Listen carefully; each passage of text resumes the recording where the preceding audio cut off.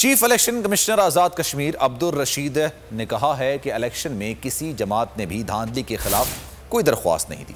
कोशिश है कि LA 16 के 4 स्टेशन पर 29 जुलाई से पहले इलेक्शन हो जाएं। प्रेस कॉन्फ्रेंस में उनका कहना था कि PTI ने इलेक्शन में 25 नशिस्तें हासिल की हैं, पीपल्स पार्टी ने 11 जबकि नून लीग ने 6 नशिस्तें हासिल की हैं। आज़ाद कश्मीर इलेक्शन में टर्नआउट 62% रहा। 19,92,261 वोट कास्ट हुए।